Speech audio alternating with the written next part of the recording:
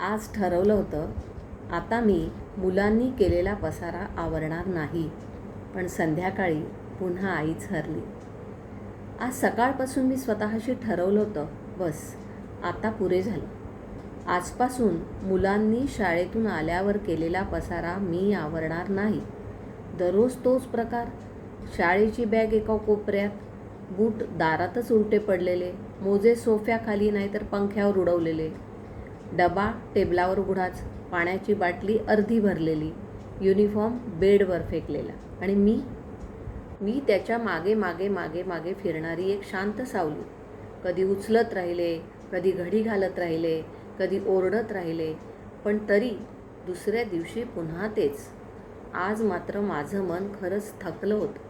स्वतःशीच म्हटलं, आता नाही, त्यांनीच करू द्या त्यांचं काम, मी का सगळं करायचं. दुपारी मुलं शाळेतून आली, नेहमीसारखा पसारा झाला. मी मुद्दाम शांत बसले.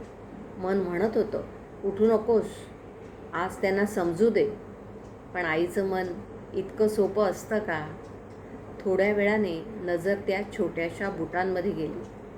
तेव्हा त्या दारात पडलेल्या छोट्याशा बुटात मला त्याचे थकलेले पाय दिसले. बॅगकडे पाहिलं, आठवलं सकाळी किती धावत उठवावं लागलं होतं. अर्धवट झोपेत डोळे चोळत तो शाळेला गेला होता. युनिफॉर्म उचलताना अचानक त्या कपड्यातून उन्हाचा आणि घामाचा वास आला आणि मग मन कुठेतरी विरघळलं. हेच तर दिवस आहेत जे कायम राहणार नाहीत. एक दिवस ही बॅग तिथे पडणार नाही, हे बूट दारात दिसणार नाहीत, सोफ्याखाली मोजे शोधावे लागणार नाहीत.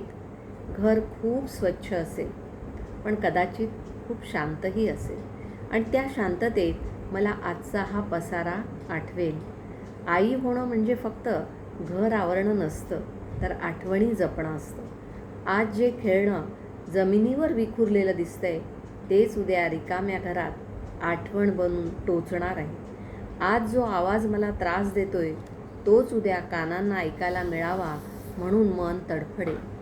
मुलं घर अस्ताव्यस्त करत नाहीत, तर ते त्या घरामध्ये एक प्रकारचा जिवंतपणा पसरवत असतात. हो, थकवा येतो, कधीकधी तर खूप रागही येतो, कधी वाटतं माझ्यासाठी कोण करणार. पण आई म्हणून आपण रोज त्या पसाऱ्यातूनही प्रेम शोधत राहतो. कारण प्रत्येक पडलेल्या वस्तूमागे एक गोष्ट असते. दारात पडलेले बूट सांगतात, आई मी धावत घरी आलोय. तो बेडवर पडलेला युनिफॉर्म सांगतो, आज मी मित्रांसोबत खूप खेळलोय. आणि त्या पसाऱ्यातूनच तर घर वाटत असतं. कधी आपण आई म्हणून इतकं काम करत असतो की मग स्वतःच्या थकव्यालाही वेळ देत नाही आणि छोट्या छोट्या गोष्टींचा मग राग यायला लागतो. पण खरं सांगायचं ना, तर आपण फक्त पसारा आवरत नसतो, तर आपण त्यांच्या लहानपणाला अलगद हात लावत असतो.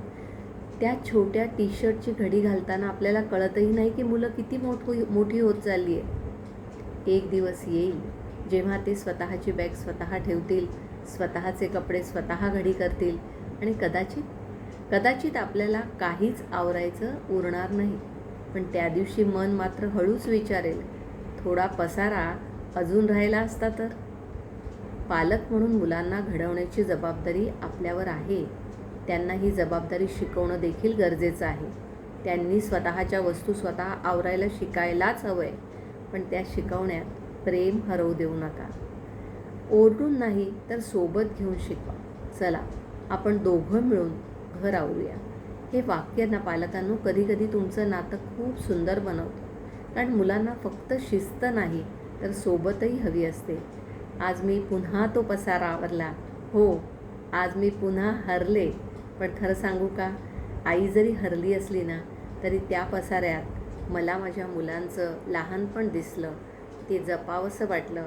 कारण घर स्वच्छ ठेवणारी माणसं खूप मिळतील, पण घराला माया देणारी आई मात्र फक्त एकच असते. धन्यवाद.